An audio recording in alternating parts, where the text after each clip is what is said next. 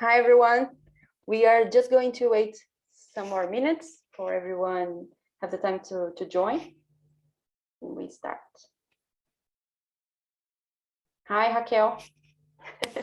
Hi, how are you? Doing great. Finally. Sorry, can you come again? I'm doing great, and you? The same. Still working, but well.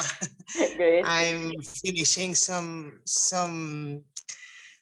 tests. So then, until stop, I'm here. Great, But great. meanwhile, I can assist to your meetup, so it's okay. That's perfect. Thank you for joining us. Thank you.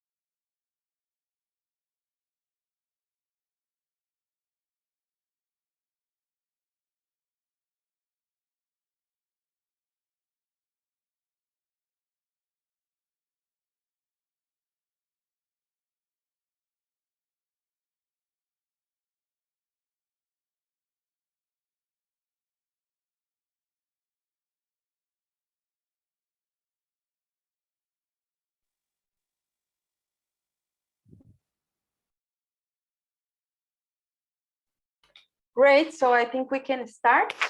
Today we have a meetup with Ananda. Ananda, if you want to say hi for everyone. Hello, everyone. Welcome. Yeah, so we are just starting with a quick introduction about Ladies at UX, and then we jump to the presentation, right? So I don't know if you know Ladies at UX, so then I will just share my screen. Just a minute.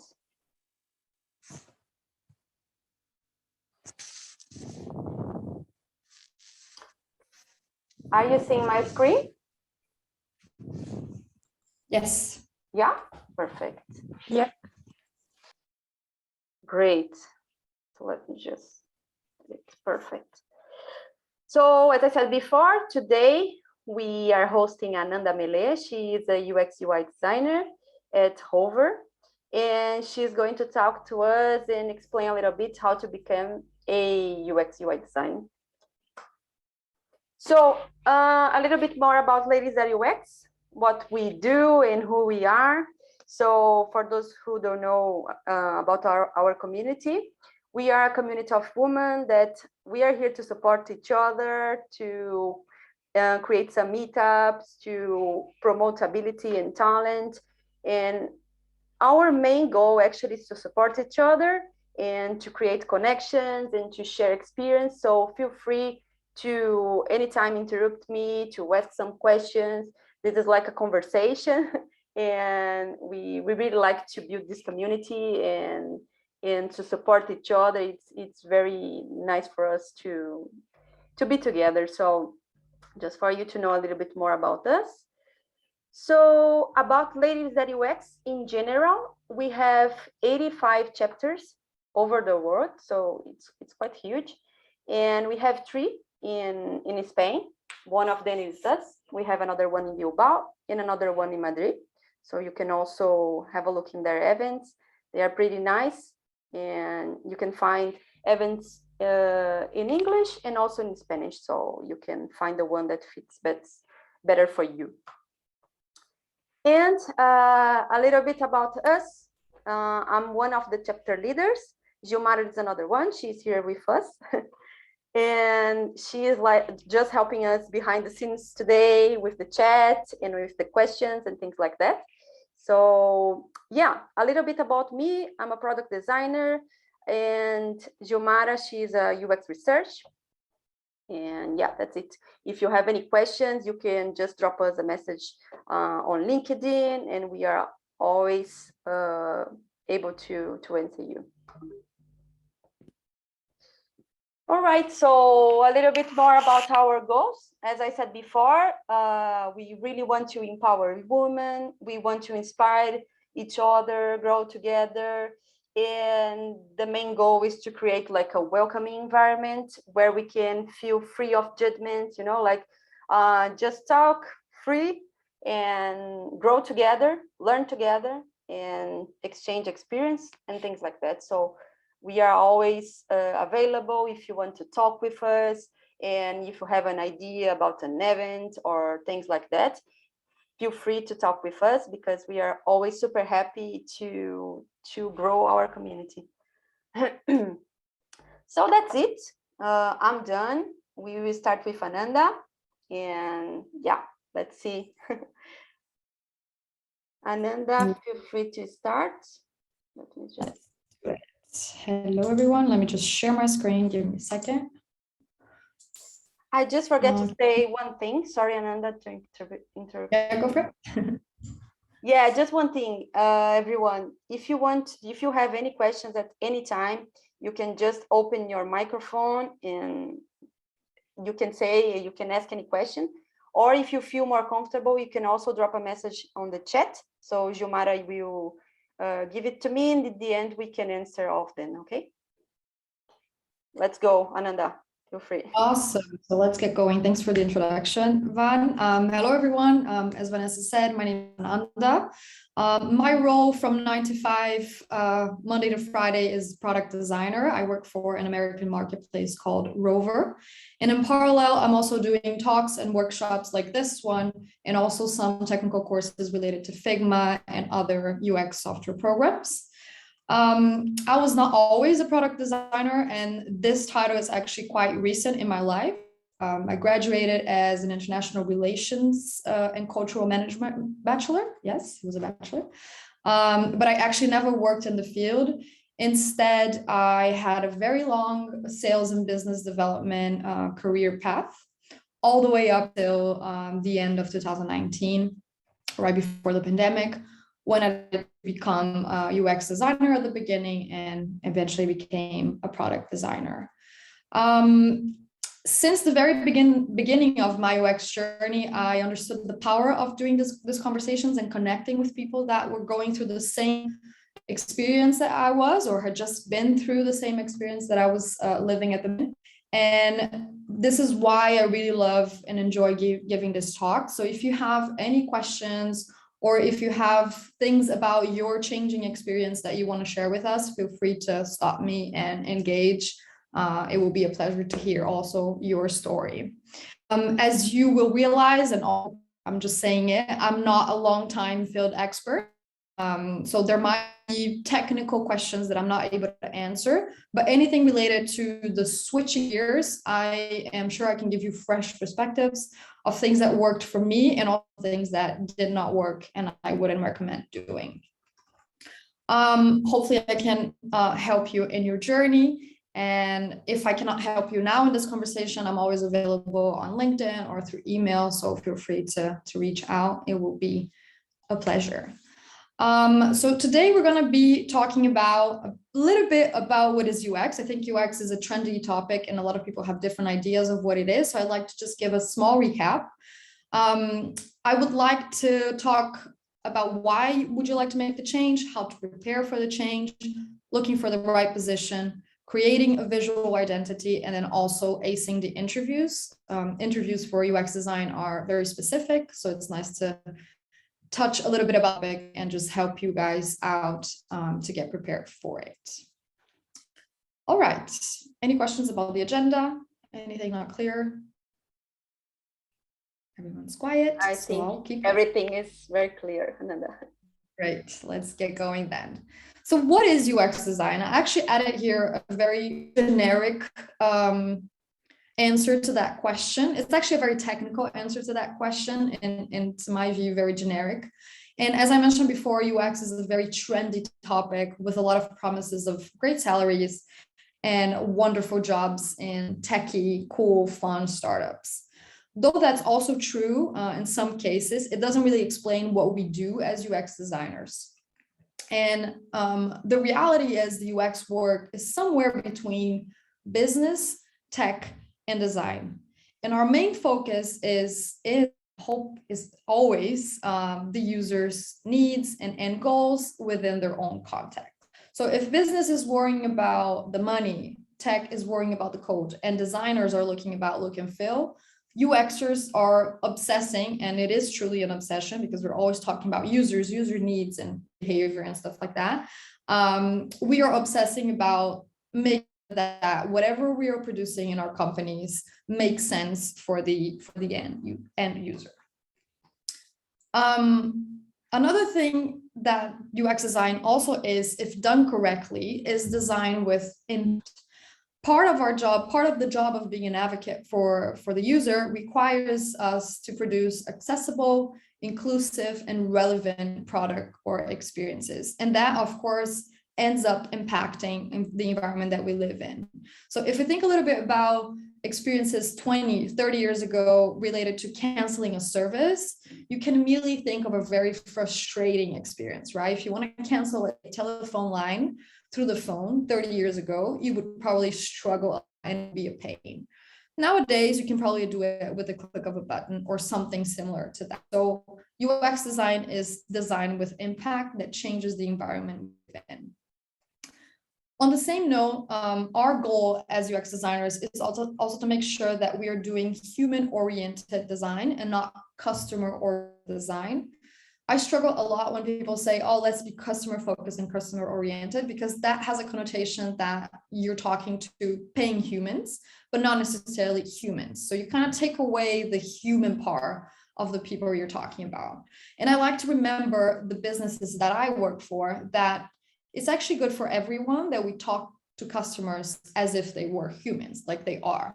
And just remember that happy humans consume more, interact more, and talk about the good experience and products that they're going through more often. So that's a win-win experience for everyone.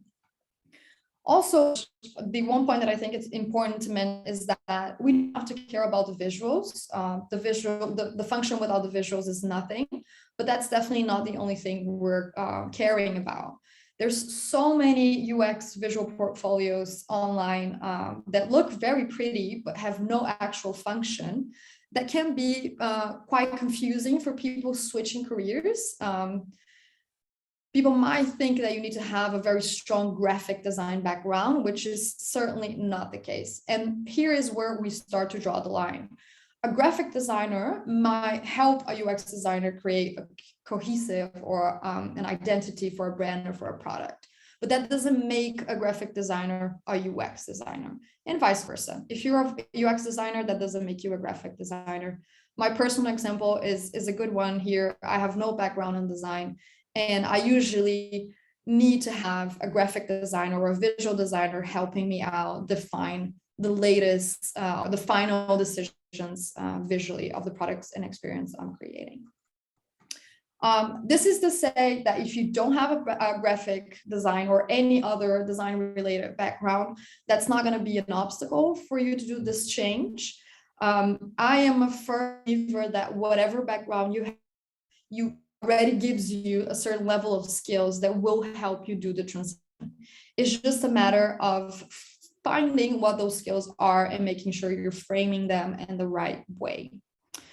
That basically is, and I have here a matrix that will, this before the matrix, I'll show you this graph. I found this very interesting. I found this graph when I was first deciding to do the change. And what this graph is saying is that 44% of the people that do the change have related experience. And even if you look through the titles, they're not necessarily that related. So you will see social media management, marketing, But the biggest part of the people that do the transition have absolutely no background experience with UX, and they can still find a way to get into the market. UX design is one of the, not the only one of the careers that allows you to get in without any previous experience or without any diploma or certification. That means, frame it right again, it is possible to get into the market. I like to say that you also have to kind of balance out your expectations. You probably will not get into the market earning huge salaries or at the right position, the position that you want from the start, from the get-go. But if you imagine it as a path, you can certainly do it independent of your background. One way of start framing the skills that you have is to use this matrix. I noticed that it's probably not that clear to see everything that's in there. I also have this matrix and I can share it, but you can also find it online. It's super easy. Matrix is basically a circle of all the main skills a UX designer needs to have in order to get into the market. Each circle moving forwards represents a level of ability. It does not mean that you need to have all of this all the way out to the last circle, but you need to have at least the basic understanding in all of these areas. When I first did my matrix, I had very strong empathy, very strong design thinking, because I had a previous training on that, somewhat strong workshop facilitation, and a few other skills, but everything else related to wireframing, user interface design, and more specific technical skills I didn't have. So my learning path had to make sure that I was including this development in each of these skills. Some skills, like the more technical ones, like development and stuff like that, are not in here. So if you feel that you have skills that are not taken into consideration of this matrix, write it down. I'm sure it will help you write your story to get into the market. Any questions about the matrix? Or any questions so far? Because in the chat. We have just one question, but I don't know if you prefer to answer it now or in the end. I would just say. If it's about the matrix, you can hit it and then we follow. No, actually not. All right, we can do it in the end. Yeah. Okay, cool. The second thing that I find important to consider the change. So this is all before we decided to make the change. First, you're going to do the matrix of your skills. And then the second thing I find very important is deciding or answering for yourself, why are you making this change? This is not necessarily that you tell the world, but it's just to help you create your storyline. A storyline is important because whenever you sit in front of an HR manager or a design manager, they need to understand your path up until that point to make the decision whether it makes sense to hire you or not. Everything about UX, UI design and the interviews especially is connected to your brand and to your visual identity, but also to the way you process and present yourself. So this is the first question you need to make sure you know by heart. Why are you making the change and why this is the right change for you? There is no right or wrong answer. It can be about money. It can be about status. It can be about fun. Whatever it is, the answer that is right for you is the right answer. Just make sure that you create an interesting story to tell other people about it, especially HR managers and design managers and so on and so forth. All right, so let's start getting prepared for the change. This is all previous to the change. If you are up until this point and you said, I'm still willing to go through this, how the heck do I do this? I'm going to tell you how. I have divided the preparation for the change into 5 steps. You can take them in the order that you want. But these were the steps that I took for myself that kind of helped me understand how to keep moving forward with my change. The first thing that you can do immediately right after this chat is to start reading about the market, reading about the trends, reading about the best practices, the tools, everything related to the UX, UI design world. Luckily, this market is probably one of the markets that produce the biggest amount of contents available out there. So you can find whatever format that you want in podcasts and books and articles, whatever is your choice, it's out there available for you. I have separated here a few publications that have helped me through the change, and the publication actually that I keep looking every day. Most of the publications that I read are on Medium. There's some very interesting expert content there. There's also a lot of amateur content, a lot of people going through the change, so you can connect with other people that are going through the same experience as you. There's also some field expert content, such as the Nielsen Norman or the Ideal Group, the Career Foundry. These are a different variety of content. They're not necessarily only talking about career switch or the UX UI design. There's some stuff related to behavior science or psychology that could also enhance your knowledge. So go search for it and start reading. I have also separated here 5 of my favorite books that a mentor recommended to me as soon as I started the career change. And I feel that every designer, independent of the field, independent of the area, should start their design careers by reading these books. They're not necessarily related to the digital world. One of them is, all the rest not necessarily. They just give you a better insight on how humans interact with products and experiences, and it's just a fun read. So if you have the time and the interest, I recommend that. Also, if there's people in this conversation that have other references and want to share with the group, please write it in the chat. I think that's helpful for everyone, even people that are already in the market. We need to keep ourselves up to date at all times. So feel free to share it with us. It would be nice to know. Right. Then the next step is to start learning the basics, the methods, the tools, and the processes. We're going to talk a little bit about the how to do that. If you want to do it as a bootcamp or a self-taught, we're going to get into this topic in a second. But before you do that, and I know some people have decided for a bootcamp and there's some time until you actually start the course, I recommend you to get going in learning the basics. In the bootcamp, for example, the time is very tight and you're going to learn whatever they have in their curriculum, nothing else. So go ahead and look for everything related to the UX UI design work, because you actually might get to the course more prepared and you might learn things that they don't have the time to teach you. What are those things? UX principles, design processes, and some of the key methodologies that all UX designers need to know. Do UX designers need to know how to apply it? Not necessarily. Do they need to know what they are? Certainly. If you're going to work for a startup, you're probably going to have to know what they are and how to apply it. If you're going to work with a big design team, there's probably going to be one person to do each part of the process. So you need to have an understanding of what they are so you can actually communicate with the person giving you work or receiving work from you. In each of these stuff that I've added here, there's content to read for a lifetime, and there's new methodologies coming at all times. So the soonest you can get into understanding what they are about, the better. Then we have tools, and don't get scared about the amount of stuff that I added on the screen. You don't have to know all of them.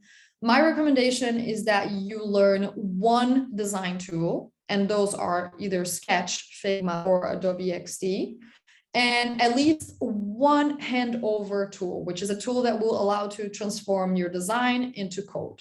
Not really understand how it works or work it yourself, but just know what it does. And eventually you might need to use it because you need to give your work to a developer. The other tools I have here are tools that I have used in my tool career. So it looks like a lot, but I've companies and I've also worked in freelance projects. And depending on the project, you need to know how to use different tools. So know that they exist. And if you have the time, start getting to know how to use them. If I can give a personal recommendation on the design tool itself, I am a fan of Figma. I do software courses about Figma, and I would totally recommend you to go for it. And it's also a free tool, so you can start learning immediately. I don't have anything else against the other things, but for me, the one that works best is Figma. All right. Then the next thing is the big topic, how to structure your learning. And the question always is, and I always get this question, do I do a bootcamp or do I do it self-taught?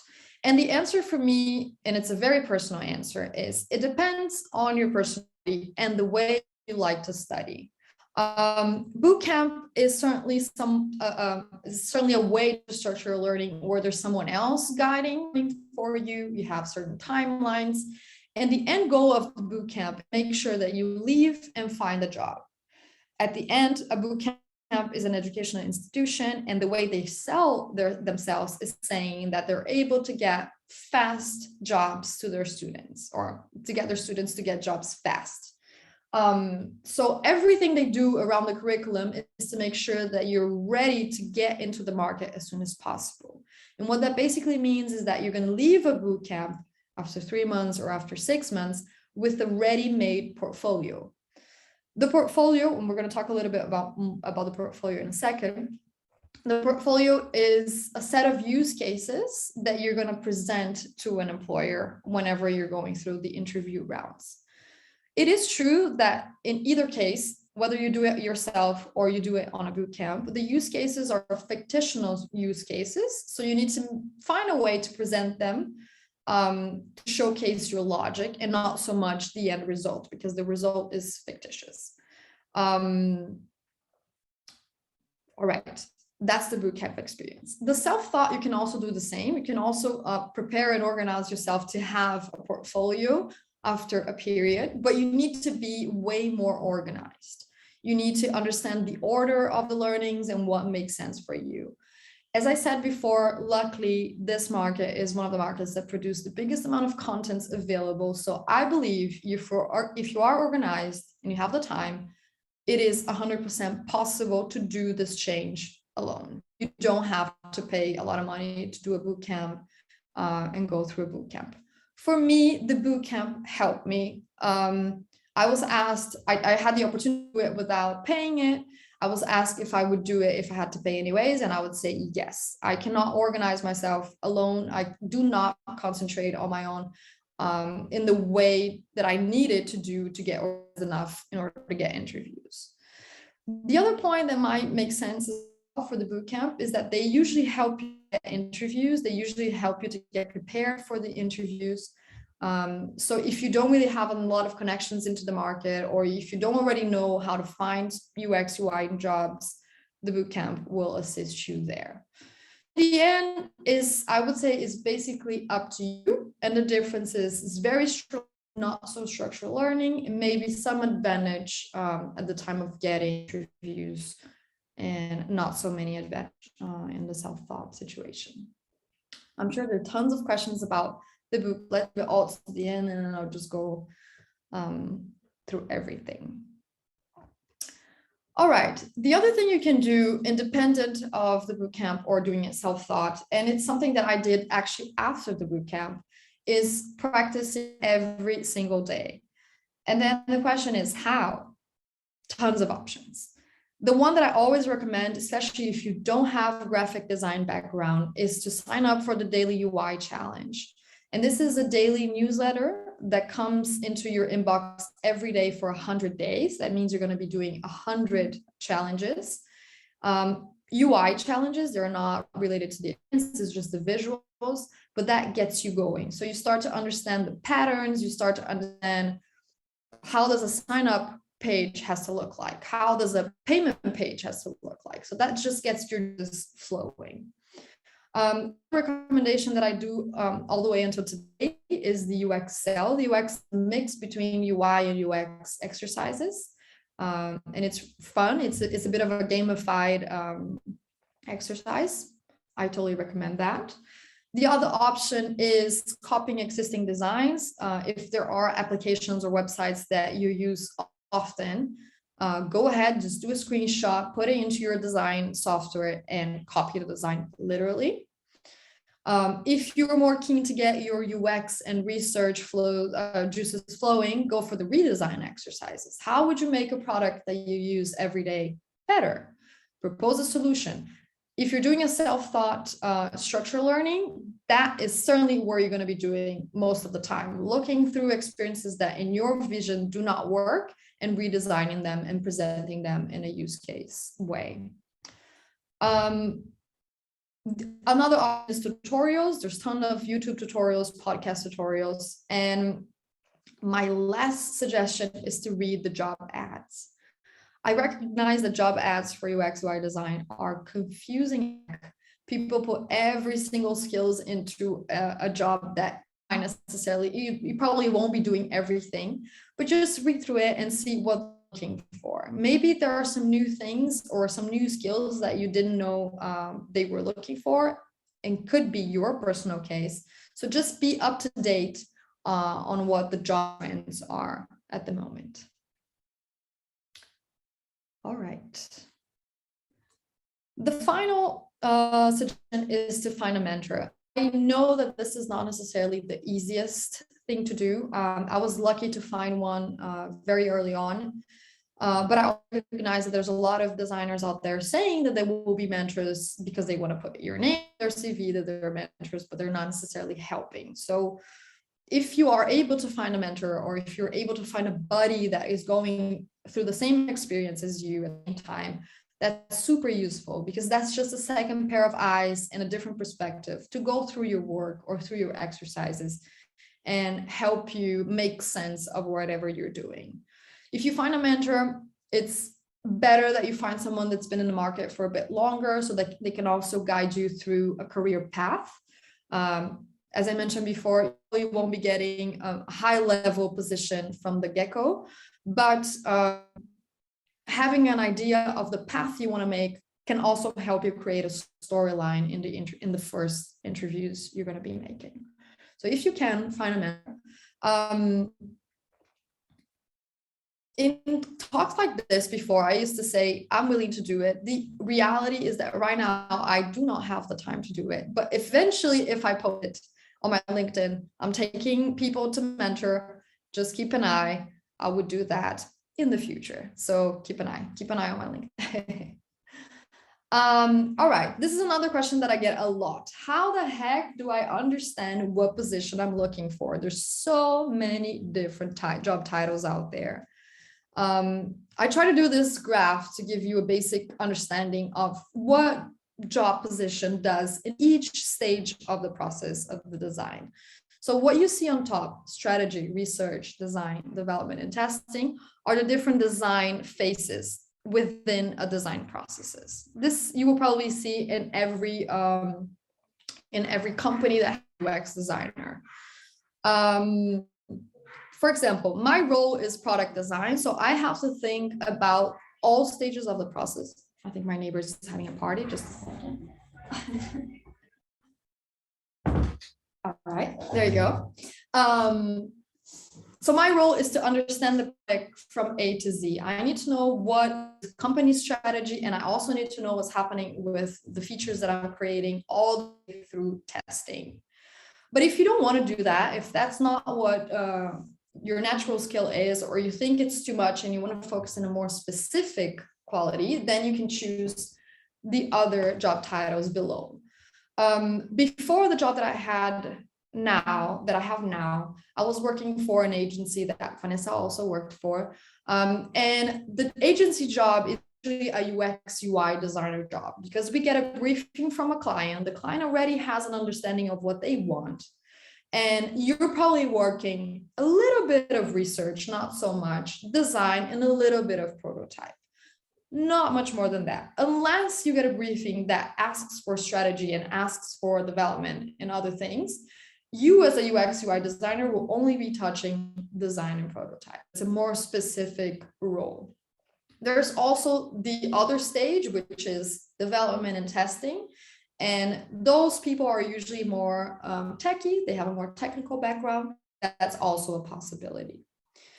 When I first started to do the switch, I was seeing around in some of articles the title UX unicorn, which is a person that understands everything in a high level about every area.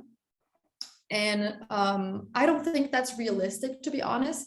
Even in a product designer case where I'm touching every single aspect of the product, I still have a UX researcher with me in the same team, helping me make decisions about research. I also have a UX content strategies helping me make decisions about the content. I also have a UI developer making decisions with me around the coding and the UI and let's say of the product. So the idea of having one person that understands so much about everything to me sounds very unrealistic and unproductive. So if that's the role you're looking for, I would say adjust expectations, because that might be very hard to achieve. Everything else on the screen, real job titles and job titles that exist everywhere in the market.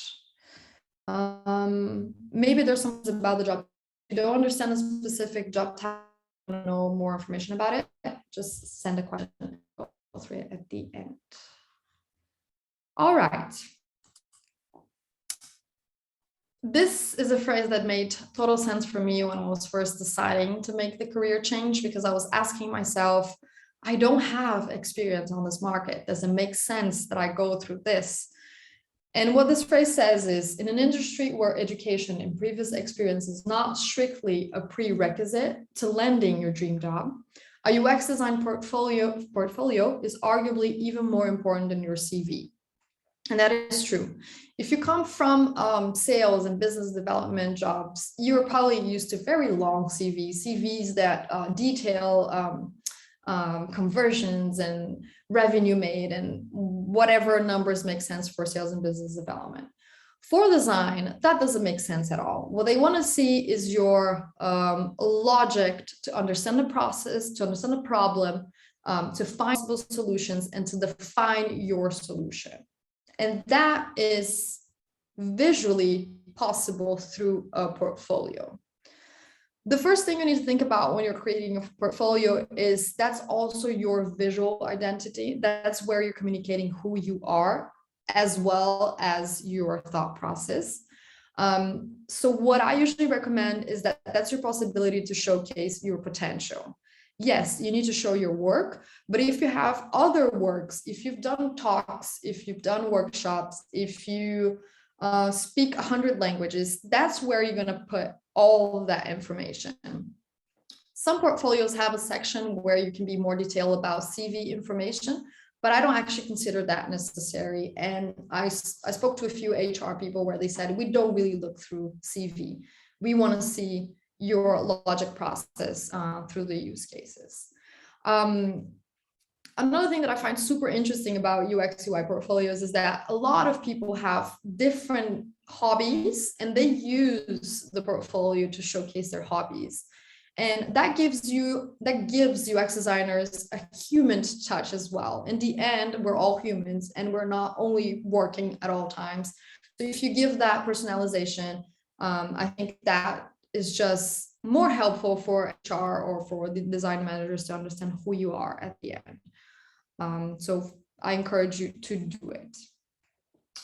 For the newcomers, if you've never worked with actual products or experiences and you don't have actual work to put on the use case, do a mix of redesigns and also new ideas that you have, if you can, right?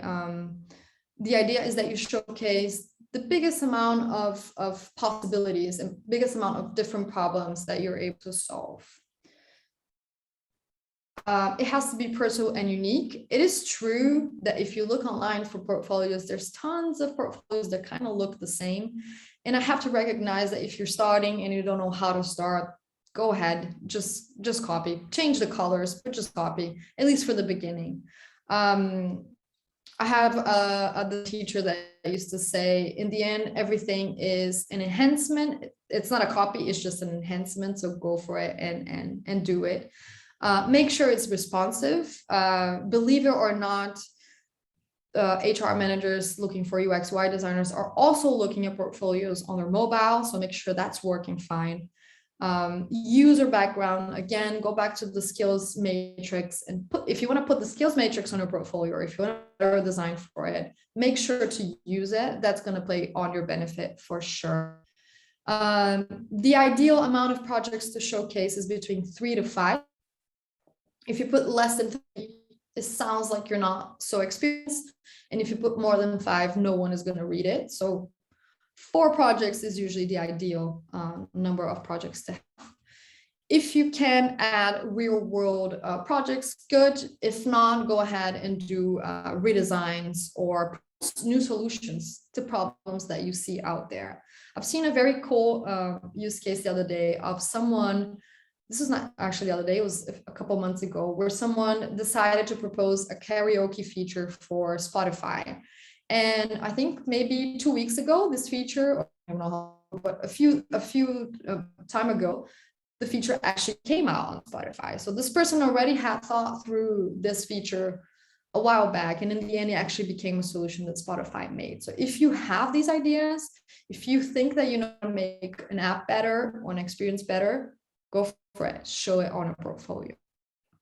And the other thing is, as soon as you understand what the design process is and how to achieve the results, make sure that you're showcasing every part of the process in your use cases. They really need to understand how you're thinking through problem solving. You need to know that you're taking into consideration the context, the user, the problem. They want to see your possibility to ideate and create different possible solutions, how you arrive to the final solution, also your visual skills. So think about every single step of the way. I am done. All right, so the next phase of this process is acing the interviews. If you've done all of that, you've done your story, you know your skills, the last part is to go through the interviews. As I mentioned at the beginning, the interviews for UX UI are specific because they usually have a set of exercises that you're going to have to go through. Before we started this conversation, Vanessa was just telling us that she went through a process that had 7 stages. So be prepared to go through very, very tough interview processes. Usually the processes the interview process has a walkthrough of a project. So they're going to ask you to go through your portfolio, find a project that you feel is the most relevant for that position and describe it. Tell them your logic. Then they have a whiteboard challenge, which is solve a problem that they're going to give you live in front of a few people. Usually there's a few people on the conversation. Here, what they're looking for is your ability to express your ideas and your logic. And in some cases, in some companies, they also give you a home challenge to solve at home and then deliver in a presentation 2 days later. So it's super, super intensive. You have to be very prepared for the interviews. And there's one thing that I didn't put here, but it sounds obvious, but maybe it's, you really need to know about the company you're going to interview for. You really need to know what type of problems they're solving. If you can find out how the design team is working, what processes they're using, what type of jobs they have within the design team, that will always play to your advantage. So have as much information as you can in order to be better prepared for the interview. I actually had a list of exercise examples for the walkthroughs that someone gave me one. So if anyone is interested, just write me and I can share with you. It doesn't mean you're going to get the same exercise, but it just gives you a sense of how they look like and how to get prepared for it. All right, I spoke a bunch. So just to give you a quick recap, know your intentions, your skill, and your expectations. Learn about tools and methodologies and processes. Practice, practice, practice. Understand the market. Build your visual identities. And then at the end, for interviews. And if you feel that you were lost and you need some help, I'm sure ladies that the ladies that UX can help you. I can help you. So just ask us some questions. We've been through the process and we know it's not easy, but it's doable. So I hope this chat helped you a little bit. And I'm going to leave you my contact here. Feel free to reach out. And I can start with questions. Nice. Thank you very much, Ananda. I wish I have seen your presentation before I start. A lot of amazing tips. It's true that we have a lot of content online, but it's not always easy to understand the field, I would say. So yeah, that's super nice. And thank you very much. So let me start. We have a question here. One of the questions are, what expectation do companies have from a junior UX? That's a good question. It varies a lot from company to company. A junior UX will usually, I actually read this from my own company the other day. A junior UX will usually get smaller projects or smaller projects. Let's say, for example, our company works across different markets. So we have text that is translated in different languages. And for one language, the text is just overflowing. And we need to find a solution to correct that. That will be the type of project that a junior UX designer will be handling. Usually not projects that require a lot of strategy thinking or that require you to reach out to a lot of stakeholders and define the strategy and so on and so forth. They're more specific. So also you start understanding a bit better how the company operates and how the product operates. So they're a bit smaller in scale and a bit smaller in impact also for the user.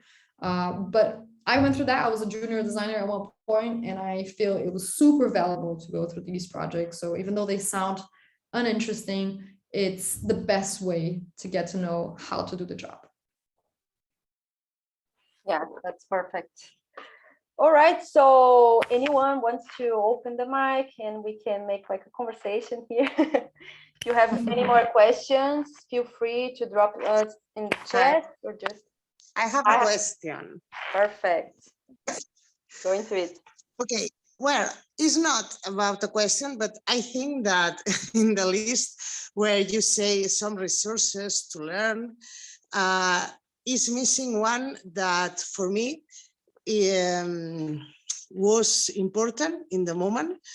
Wait a moment, I can, okay, open the video also. And is attending to meetups also, because there's a lot of people that share their knowledge.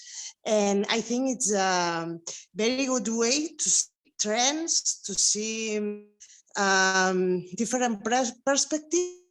And you can learn a lot with these meetups like this. That has been very interesting. And I think it's a good point also that I haven't seen in your list. So I would like to say this, because in my case, for example, I was working always as a developer, and I start with the UX attending to meetups like this. What is UX?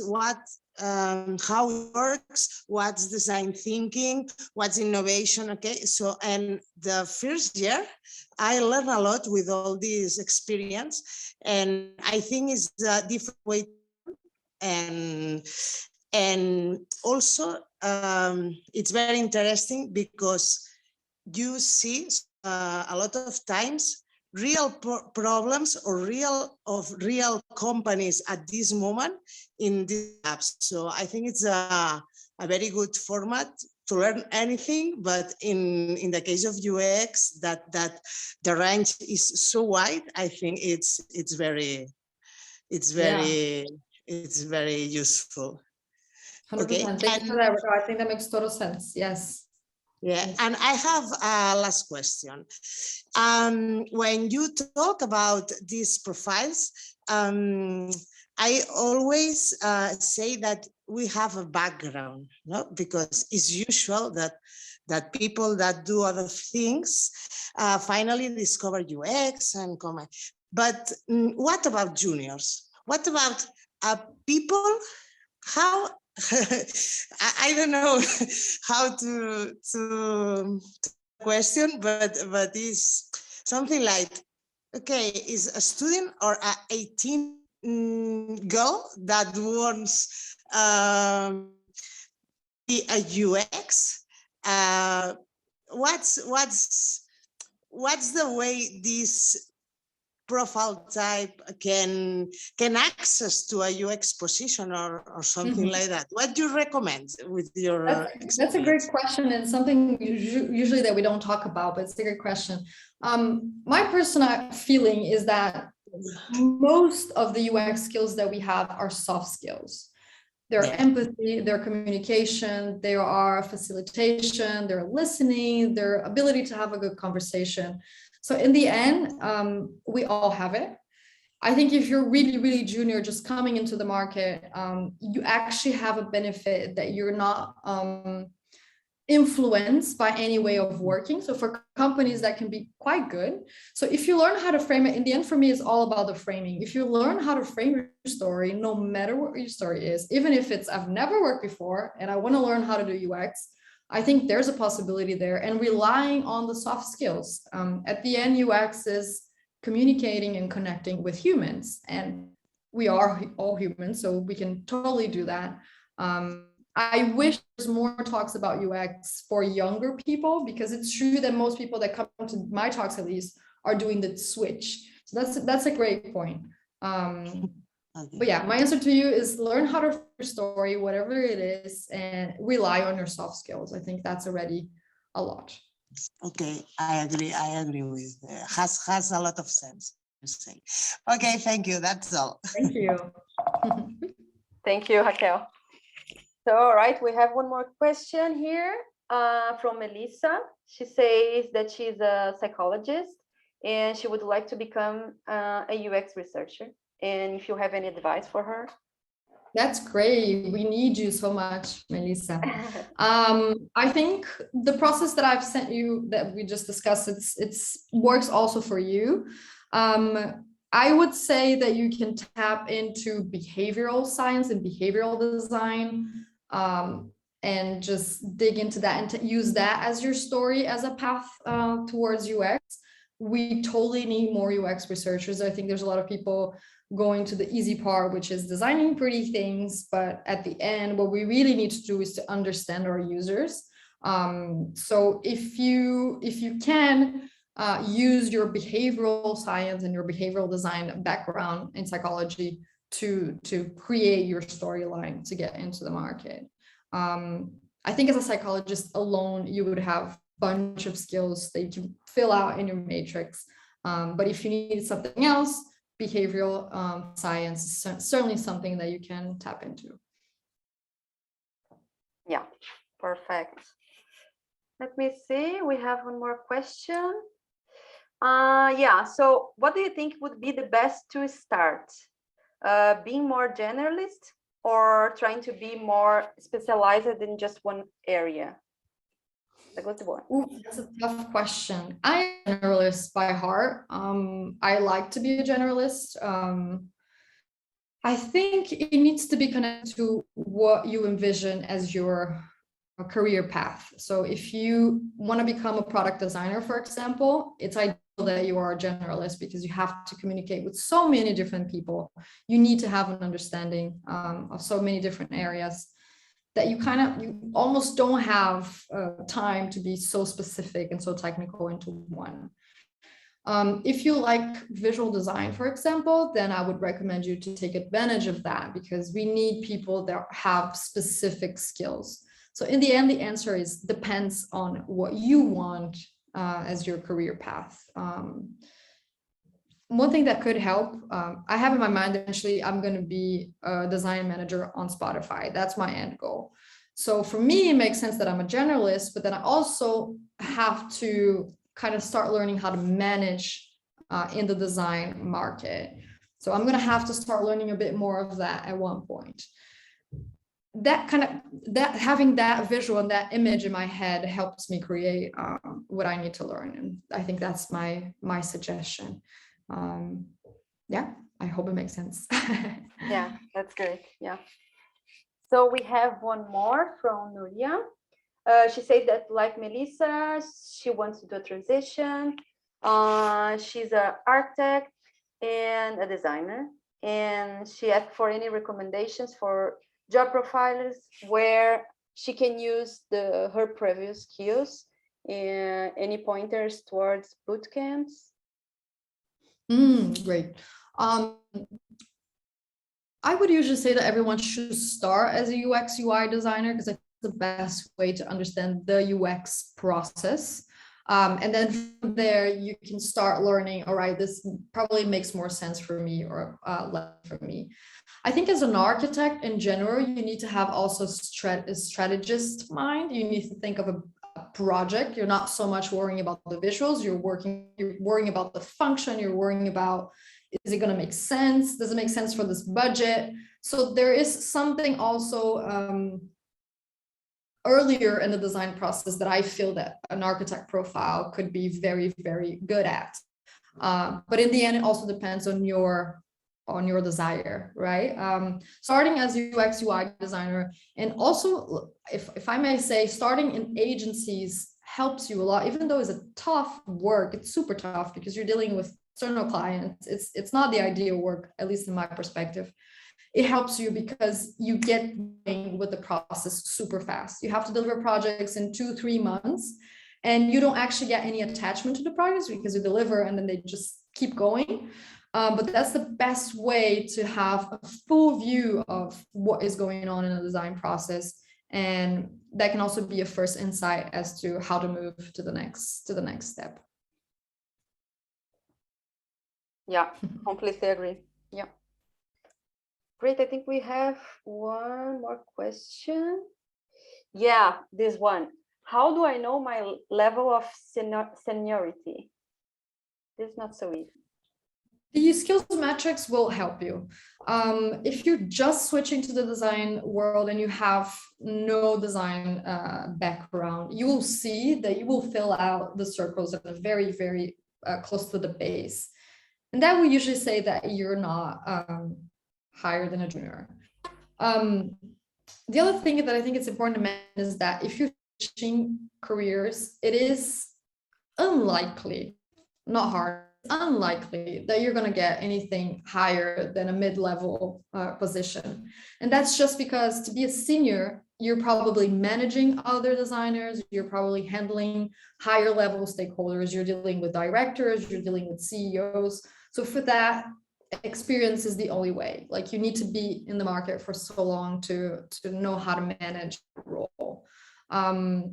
And also at mid-level, you're dealing with bigger projects. It is possible to get into the mid-level, but it's unlikely. I think the first way is doing the metrics. If you feel that you have a lot of things that are on the mid to high level, then you might have a bigger shot getting a position. Perfect. I think we are getting close to the end. We have 2 more minutes.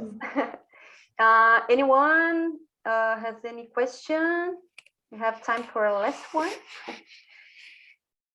If not, let me just wait 1 minute. Someone wants to ask something. All right, so I would like to suggest, if you want, feel free to open your cam so we can make like a big picture to share in our social media. And also thank you everyone for being here with us, and follow us on social media. We are always organizing meetups and things like that. And also feel free to ask us any questions for me, Gilmara, and also Ananda. I'm sure that she will be able to answer. And yeah, that's it. I'd like to thank you all very much. So I don't know if someone wants to open the camera, otherwise I'm going to take the picture. Oh, Nuria, represent Nuria. Good luck on your change. Thank you, Nuria. So let me take the picture. All right. Perfect. Thank you very much, everyone. Thank you, Ananda. Yeah. Now we have one more. Thank you. Bye. I will take another picture. Raquel, do you want to open your camera? Okay. You make just one picture to share. Wait, I'm in the car now. No problem. Let's take a picture. So, right? And see you next time. Perfect. Bye. See you girls. Thank you, everyone. See you. Bye-bye. Bye. Thank you very much.